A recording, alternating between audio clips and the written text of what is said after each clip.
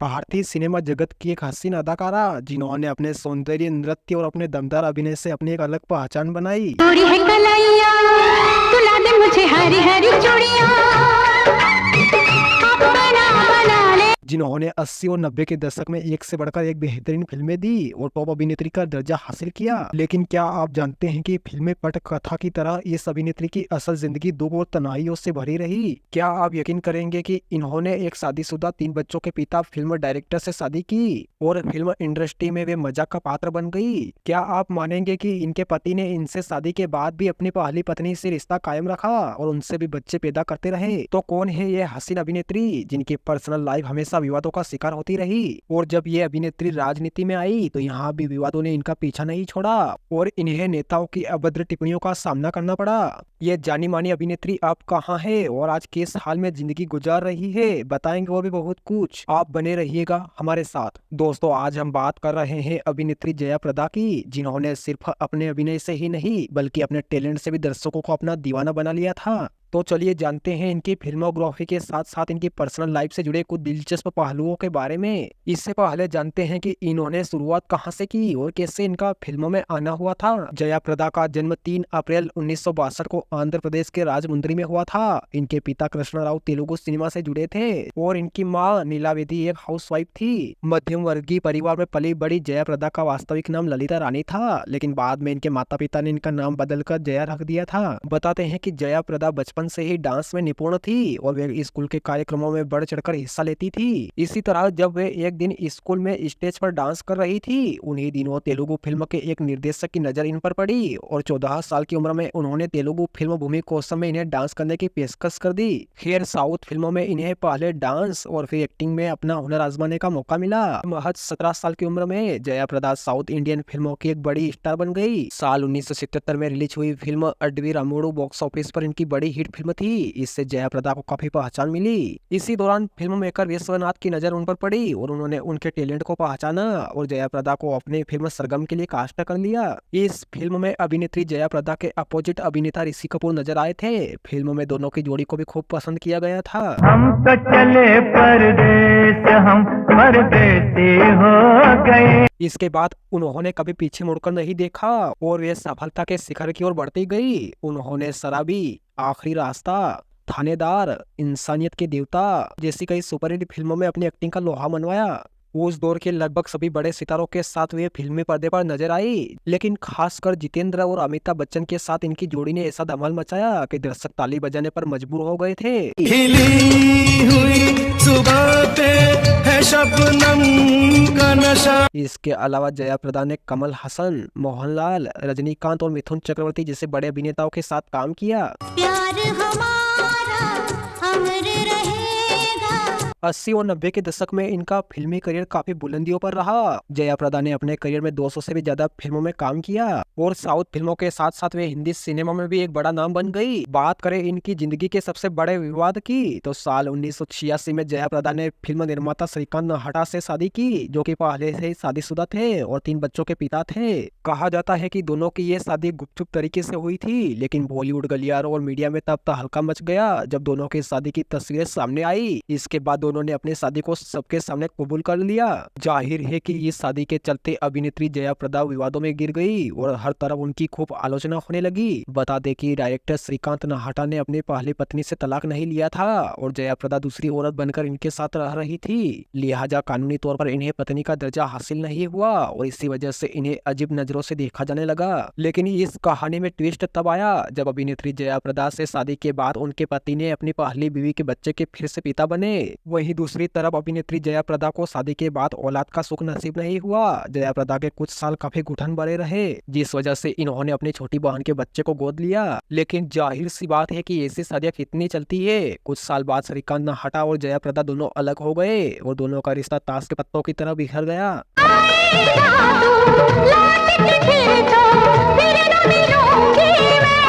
Film जानकार बताते हैं कि इसके बाद जया प्रदा का नाम अपने को एक्टर जितेंद्र के साथ जुड़ा। अभिनेता जितेंद्र और जया प्रदा दोनों ने दर्जनों हिट फिल्मों में साथ काम किया और इन फिल्मों में साथ काम करने के दौरान दोनों लिव इन में रहने लगे। लेकिन अभिनेता जितेंद्र पहले से ही शादीशुदा थे, इस वजह से दोनों का रिश्ता ज्यादा दिन नहीं टिक पाया और दोनों अलग हो गए। इसके अलावा राजनीति में आने के बाद एसपी लीडर अमर सिंह के साथ भी जया प्रदा के रिश्ते को हमेशा संदेह की नजरों से देखा गया था। कई बार इन्हें अभद्र टिप्पणियों का सामना भी करना पड़ा। अब बात करते हैं इनकी राजनीतिक करियर की। साल 1983 में जब एनटी रामा राव आंध्र प्रदेश के मुख्यमंत्री बने, तब जया प्रदा के कई निर्वाचन क्षेत्रों में उनके लिए प्रचार किया गया और इसके बाद इन्होंने तेलुगु देशम पार्टी ज्वाइन कर ली। कुछ समय तक चंद्रबाबू नायडू के साथ काम करने के बाद इन्होंने टीडीपी से इस्तीफा दे दिया और समाजवादी पार्टी में शामिल हो गई। 11 मई 2009 को इन्होंने समाजवादी पार्टी के नेता आजम खान पर आरोप लगाया कि उन्होंने इनकी आपत्तिजनक तस्वीरों को सोशल मीडिया पर फैलाया। लंबे चले विवाद के बाद साल 2010 में इन्हें अमर सिंह के साथ पार्टी से निकाल दिया गया। साल 2011 में जया प्रदा ने अमर सिंह के साथ अपने पार्टी राष्ट्रीय लोक मंच का गठन किया और 2012 में उत्तर प्रदेश विधानसभा चुनाव में 403 विधानसभा सीटों में से 300 सीटों पर चुनाव फाइट की, लेकिन अफसोस पार्टी एक भी सीट जीत नहीं पाई। साल 2014 में इन्होंने राष्ट्रीय लोकदल पार्टी ज्वाइन कर ली और बिजनौर सीट से लोकसभा चुनाव लड़ी, लेकिन इन्हें इस चुनाव में भी हार का सामना करना पड़ा। इसके बाद अभिनेत्री जया प्रदा 26 मार्च 2019 को बीजेपी में शामिल हो गई और आजम खान के खिलाफ उत्तर प्रदेश के रामपुर से लोकसभा चुनाव लड़ा, लेकिन बीजेपी की लहर के बावजूद इन्हें हार का सामना करना पड़ा। साल 2019 में चुनावी घोषणा के अनुसार जया प्रदा के पास 27 करोड़ रुपए की संपत्ति की मालकिन है और काफी लाइफस्टाइल जीवन व्यतीत करती है। एक ऐसी अभिनेत्री जिनकी सागर जैसी गहरी आंखों में दर्शक डूब जाया करते थे।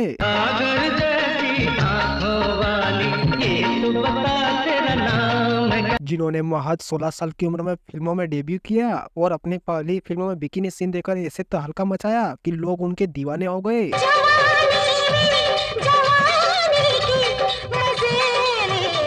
जिनकी खूबसूरती और बोल्डनेस को देख भारतीय सिनेमा के पहले सुपरस्टार राजेश खन्ना अपना दिल हार बैठे और शादी के लिए प्रपोज कर दिया और अपनी पहली फिल्म रिलीज होने से पहले 15 साल की उम्र में इन्होंने खुद से 15 साल बड़े सुपरस्टार के साथ शादी रचा ली और फिर 12 साल के लिए फिल्म इंडस्ट्री को अलविदा कह दिया।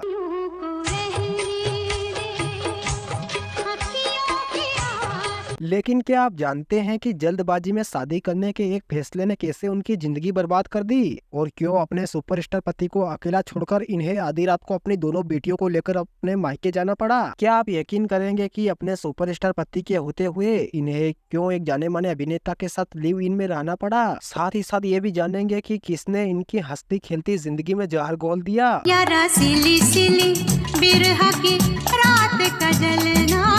इनकी फिल्मोग्राफी, रिलेशनशिप और निजी जिंदगी से जुड़ी सुनी अनसुनी बातों के बारे में अधिक जाने इससे पहले जानते हैं कि इस कहानी की शुरुआत कहां से होती है और कैसे इनका फिल्मों में आना हुआ था।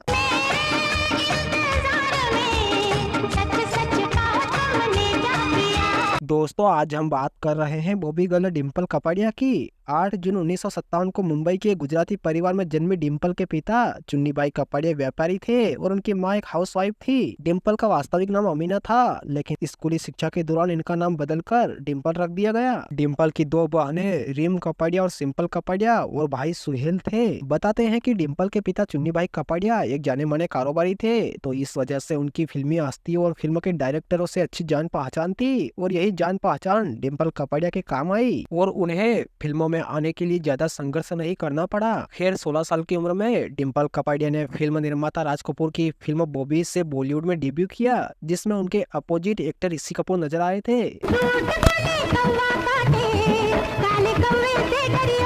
कहते हैं कि इस फिल्म की शूटिंग के दौरान डिम्पल और ऋषि कपूर के बीच नजदीकियां बढ़ गई थी। डिम्पल को ऋषि कपूर भाग गए थे और दोनों ने एक दूसरे को डेट करना भी शुरू कर दिया था। मीडिया रिपोर्ट की माने तो उस वक्त ऋषि कपूर ने एक्ट्रेस डिम्पल को एक अंगूठी गिफ्ट की थी, लेकिन कहीं से ये बात राज कपूर को पता चल गई। उस वक्त राज कपूर नहीं चाहते थे कि उनके बेटे ऋषि यूं मोहब्बत में समय गवाकर अपना करियर बर्बाद कर ले, लिहाजा वो इस लव स्टोरी के विलन बन गए। रिपोर्ट्स की माने तो उन्होंने वो अंगूठी समंदर में फेंकवा दी। दोस्तों यह बात बहुत कम ही लोग जानते हैं कि राजेश खन्ना से डिम्पल कपाड़िया की पहली मुलाकात उनके फिल्मों में आने से पहले हुई थी। दरअसल दोनों की पहली मुलाकात अहमदाबाद के नवंगपुरा स्पोर्ट्स क्लब में हुई। 70 के दशक में राजेश खन्ना नवंगपुरा स्पोर्ट्स क्लब में बतौर चीफ गेस्ट गए थे। वहाँ राजेश खन्ना को डिम्पल बहुत पसंद आ गई थी और दोनों की लव स्टोरी की शुरुआत हुई थी। बताते हैं कि बॉबी फिल्म रिलीज के बाद सुपरस्टार राजेश खन्ना डिम्पल कपाड़िया को समुद्र किनारे ले गए और शादी के लिए प्रपोज कर दिया और डिम्पल कपाड़िया ने बिना कुछ सोचे समझे शादी के लिए लिए हाँ कर दी। इसके बाद डिम्पल कपाड़िया और राजेश खन्ना ने साल 1973 में शादी की। उस वक्त राजेश खन्ना डिम्पल से 15 साल बड़े थे। बताते हैं कि शादी के बाद डिम्पल 12 साल तक फिल्मी पर्दे से दूर रही। उसी बीच ट्विंकल और रिंकी का जन्म हुआ।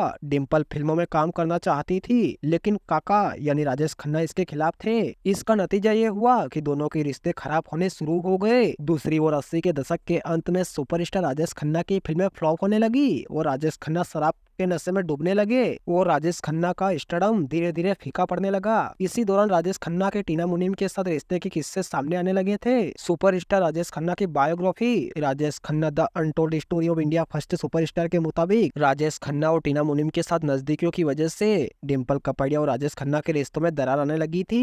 फिल्म जानकर बताते हैं कि राजेश खन्ना और टीना मुनीम साथ में एक फिल्म सोतन में काम कर रहे थे। इस फिल्म की शूटिंग मॉरिशस में हो रही थी। बताते हैं कि शूटिंग के लिए डिम्पल कपाड़िया भी राजेश खन्ना के साथ गई थी। मॉरिशस में दोनों की नजदीकियां देखकर डिम्पल कपाड़िया से वहां रहा नहीं गया और वह वापस भारत आ गई। भारत वापस आकर वह अपनी दोनों बेटियों को लेकर अपने पापा के पास चली गई। इसके बाद वह राजेश खन्ना के पास दोबारा नहीं लौटी। शादी के 11 साल बाद दोनों अलग हो गए, लेकिन दोनों ने कभी तलाक नहीं लिया। मीडिया रिपोर्ट के मुताबिक डिम्पल कपाड़िया और राजेश खन्ना तलाक चाहते थे, लेकिन एक्ट्रेस ने उस समय शर्त रखी थी कि उनकी दोनों बेटियों की फाइनेंशियल सिक्योरिटी का ध्यान रखा जाए। राजेश खन्ना डिम्पल की इस मांग को टाल रहे थे। इसी वजह से डिम्पल ने तलाक के कागजों पर साइन करने से मना कर दिया, जिसकी वजह से दोनों अलग तो हुए, लेकिन दोनों का तलाक नहीं हो सका। डिम्पल के मायके जाने के बाद राजेश खन्ना का अफेयर टीना मुनीम से चला था। दोनों कई दिनों तक रिलेशनशिप में रहे। ऐसा बताते हैं कि टीना मुनीम चाहती थी कि राजेश खन्ना डिम्पल को तलाक दे और उनसे शादी कर ले, मगर राजेश खन्ना अपनी दोनों बेटियों के कारण डिम्पल को तलाक नहीं देना चाहते थे। टीना को भी अब राजेश के इस फैसले पर नाराजगी थी। वह भी राजेश का साथ नहीं दे सकी और अपनी लाइफ में आगे बढ़ गई। खैर, दोनों का परवान चढ़ता प्यार किसी अंजाम तक नहीं पहुंच पाया और दोनों ने एक दूसरे से दूरी बना ली। इसके बाद साल 1991 में शादी के फंक्शन में टीना की मुलाकात उद्योगपति मुकेश अंबानी के भाई अनिल अंबानी से हुई और अनिल अंबानी ने 1991 में बॉलीवुड एक्ट्रेस टीना मुनीम से शादी कर ली। वो दोनों सेटल हो गए और यहीं से अभिनेत्री टीना मुनीम का नाम टीना अंबानी हो गया।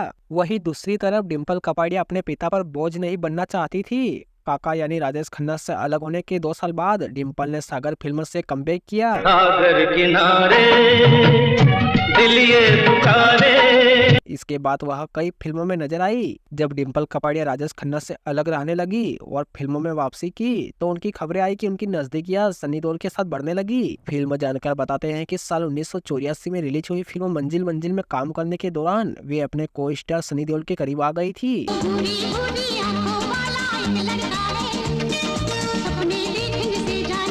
इसके बाद दोनों ने साथ में कई फिल्मों में काम किया, जिनमें नरसिम्हा, अर्जुन, आग का गोला, गुनाह जैसी फिल्में शामिल है। इन फिल्मों में दोनों की जोड़ी को दर्शकों ने बेहद पसंद किया था और इन लाइफ के साथ साथ रियल लाइफ में दोनों के लिव इन में रहने की खबरों ने खूब सुर्खियां बटोरी और दोनों 11 साल तक साथ रहे। बता दें कि ये वो वक्त था जब सनी देओल का अमृता सिंह से ब्रेकअप हुआ और डिम्पल भी पति राजेश खन्ना का घर छोड़कर दोबारा एक्टिंग की दुनिया में आई थी। दोनों का ही दिल टूटा था और दोनों को एक दूसरे का सहारा मिल गया। कहा जाता है कि डिम्पल चाहती थी कि सनी उनसे शादी कर ले, लेकिन अभिनेता सनी देओल पहले से शादीशुदा थे। ऐसे में वो अपनी पत्नी पूजा को धोखा नहीं देना चाहते थे और इसी वजह से उन्होंने डिम्पल से शादी करने से मना कर दिया, जिससे दोनों का रिश्ता ताश के पत्तों की तरह बिखर गया। वहीं दूसरी ओर राजेश खन्ना शराब के आदी हो गए। टीना मुनीम, डिम्पल कपाड़िया और अपने दोस्त धर्मेंद्र के बेटे सनी देओल से उनकी पत्नी के साथ नाजायज संबंध जिससे कई सदमों को बर्दाश्त नहीं कर पाए, जिससे राजेश खन्ना डिप्रेशन के शिकार होते चले गए। इस तरह राजेश खन्ना अकेले रह गए और वर्ष 2012 में निम्न रक्तचाप बीमारी की वजह से सुपरस्टार राजेश खन्ना ने फिल्म इंडस्ट्री के साथ साथ पूरी दुनिया को अलविदा कह दिया। दोस्तों, ये कहना उचित है कि अगर राजेश खन्ना अपने को स्टार यानी टीना मुनीम के साथ लिव इन रिलेशनशिप में नहीं रहते तो डिम्पल कपाड़िया और उनके रिश्तों में दरार नहीं आती। इसी तरह अभिनेत्री टीना मुनीम ने राजेश खन्ना, डिम्पल कपाड़िया के रिश्तों में जहर घोल दिया और डिम्पल कपाड़िया का सनी देओल के साथ अफेयर ने उनकी पर्सनल लाइफ को बर्बाद कर दिया, क्योंकि जब ये बात अभिनेता राजेश खन्ना के पास पहुंची तो वे अंदर ही अंदर टूट गए। दोस्तों, वही सनी देओल ने 11 साल तक अभिनेत्री डिम्पल कपाड़िया को इस्तेमाल करके छोड़ दिया, क्योंकि वे पहले से ही शादीशुदा थे। ऐसे में डिम्पल कपाड़िया को सनी देओल का प्यार भी नसीब नहीं हुआ। दोस्तों, आप अभिनेत्री डिम्पल कपाड़िया और राजेश खन्ना के बारे में क्या कहना चाहेंगे? कमेंट करके अपनी राय जरूर दे। मेरे प्यार की उम्र हो इतनी सनम। शानदार अदाकारी, बेहतरीन डायलॉग डिलीवरी और बोल्ड अंदाज, जिनकी खूबसूरती बड़े पर्दे पर इतनी फ्रेश नजर आती थी कि इनसे उम्र में छोटे लड़के भी इनसे शादी करने की दुआएं मांगा करते थे, जिसमें कई बॉलीवुड अभिनेता भी शामिल थे। ये अभिनेत्री जब बोल्ड अंदाज में डायलॉग बोलती थी तो दर्शक इनके दीवाने हो जाते थे। लेकिन क्या आप जानते हैं कि सदी के महानायक सुपरस्टार अमिताभ बच्चन के साथ इन्होंने एक फिल्म में काम किया। इस फिल्म में इन्होंने अपने दमदार अंदाज से लोगों पर ऐसा जादू चलाया कि लोग इन्हें मर्द सिंह के नाम से पुकारने लगे। क्या आपको पता है कि एक जाने माने क्रिकेटर और 2 नामी फिल्मी स्टार्स ने इन्हें प्यार में धोखा दे दिया। यकीन करेंगे कि इनसे उम्र में 11 साल छोटे पति ने 2 बच्चे पैदा होने के बाद इनसे मुंह मोड़ लिया और दूसरी औरत के साथ लिव इन में रहने लगे। तो कौन थी ये हसीन अदाकारा जो ताउम्र अपने पति के प्यार के लिए तरसती रही?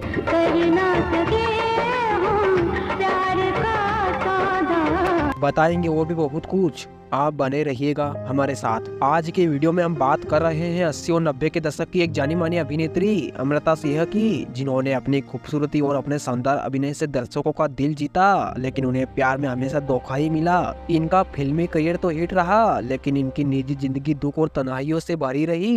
इनकी जिंदगी से जुड़ी सुनी अनसुनी बातों से आपको रूबरू कराए। इससे पहले जानते हैं कि इन्होंने शुरुआत कहाँ से की और कैसे इनका फिल्मों में आना हुआ था। अमृता सिंह का जन्म 9 फरवरी साल 1958 को हदाली पाकिस्तान में हुआ था। इनके पिता शिवेंद्र सिंह भारतीय सेना में अधिकारी थे और इनकी मां रुखसाना सुल्ताना एक मुस्लिम परिवार से थी। अमृता सिंह ने दिल्ली के मॉडर्न स्कूल से अपनी पढ़ाई पूरी की। इनकी मां चाहती थी कि उनकी बेटी एक अभिनेत्री बने। इसी वजह से अमृता को लेकर उनकी मां फिल्म स्टूडियो के चक्कर लगाती थी। बताते हैं कि उन दिनों फिल्म निकाह के लिए B.R. चोपड़ा साहब एक नए चेहरे की तलाश में थे। तो अमृता की मां रुखसाना ने ये रोल अपनी बेटी अमृता को दिलाने की सिफारिश डायरेक्टर B.R. चोपड़ा से की, लेकिन इस फिल्म के लिए अभिनेत्री सलमा आगा को पहले ही कास्ट कर लिया गया था। तो इस वजह से अमृता सिंह को इस फिल्म में काम करने का मौका नहीं मिला। खैर, इसके बाद साल 1983 में रिलीज हुई फिल्म बेताब में इन्हें काम करने का मौका मिला। इस फिल्म में इन्होंने सनी देओल के साथ काम किया था। इनकी पहली Hindi film super duper hit हुई और अभिनेता सनी देओल के साथ इनकी जोड़ी को खूब पसंद किया गया।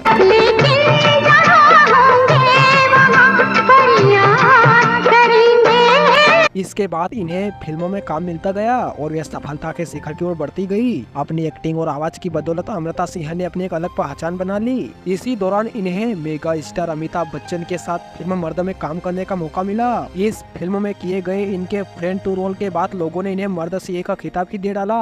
इन्होंने अपने करियर में लगभग 50 फिल्में की, जिसमें से अधिकतर सुपरहिट साबित हुई। बेताब, सनी, मर्द, चमेली की शादी, तूफान जैसी फिल्में शामिल है। इन फिल्मों में इन्होंने अपनी एक्टिंग और खूबसूरती का ऐसा जादू चलाया कि लोग उनके दीवाने हो गए। इन फिल्मों के अलावा इन्होंने राजू बन गया जेंटलमैन और आईना जैसी फिल्मों में वे नेगेटिव किरदार में नजर आई। 1994 में फिल्म आईना के लिए इन्हें बेस्ट सपोर्टिंग एक्ट्रेस का फिल्म फेयर अवार्ड भी हासिल किया। अभिनेत्री अमृता सिंह ने फिल्मों में हर तरह के किरदार निभाकर दर्शकों का खूब मनोरंजन किया। बात चाचा चलसी, खूब फुलझड़ी छोड़नी आती है ना तुम्हें। मैं किसके साथ थी और क्या कर रही थी, छोड़ो माँ, तुम्हें इसकी क्या परवाह है? अपने फिल्मी करियर में इन्हें सभी दिग्गज कलाकारों जैसे अमिताभ बच्चन, अनिल कपूर, संजय दत्त और सनी देओल जैसे एक्टर के साथ इन्हें काम करने का मौका मिला। तुमने दी आवाज दिलों में आ गया।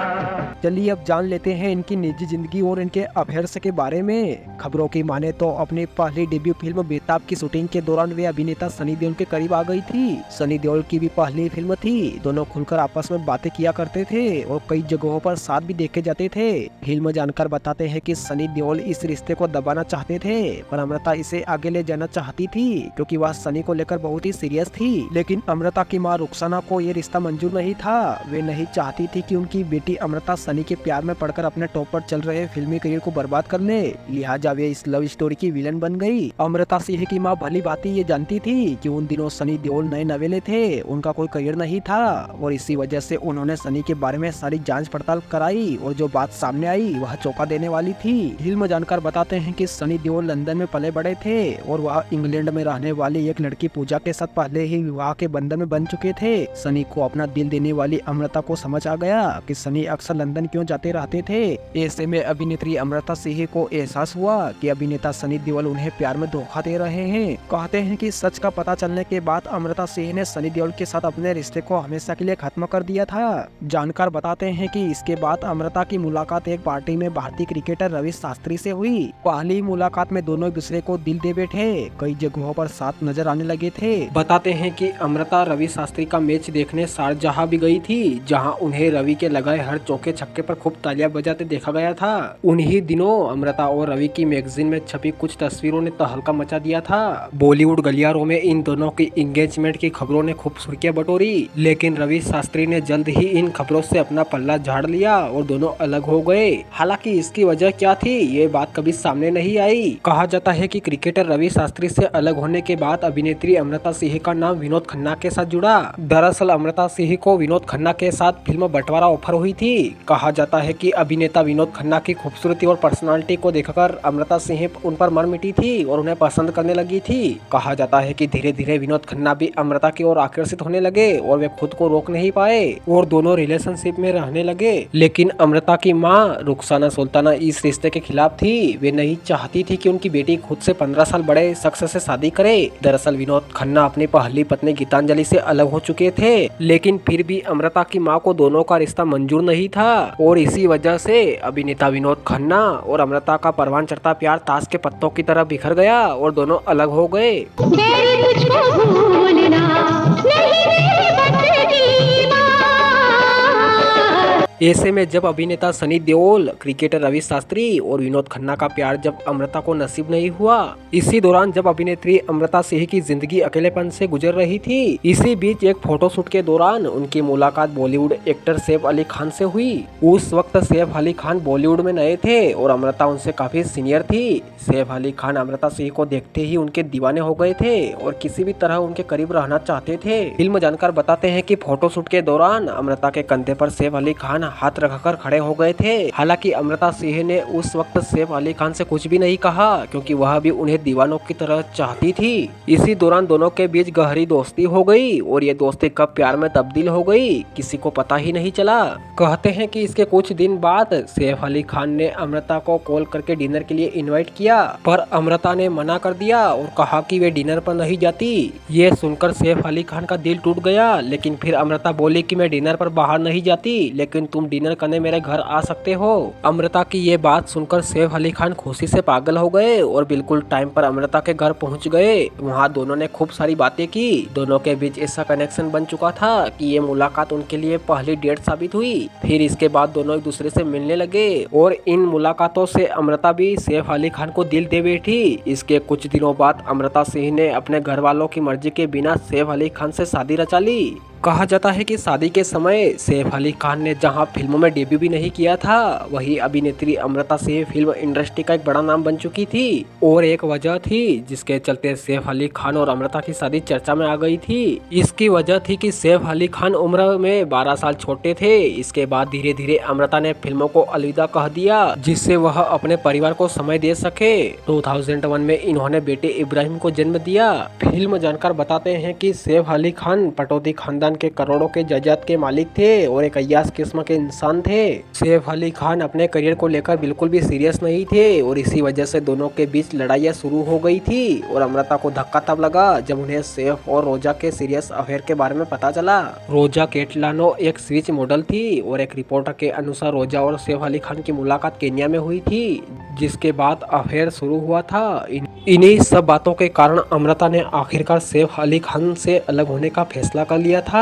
13 साल के वैवाहिक जीवन के बाद 2004 में दोनों ने तलाक ले लिया। अमृता दोनों बच्चों के साथ सैफ अली खान से अलग रहने लगी। अभिनेत्री अमृता सिंह ने अपनी दमदार एक्टिंग और अभिनय से कई बेहतरीन फिल्मों में अपनी एक्टिंग का लोहा मनवाया।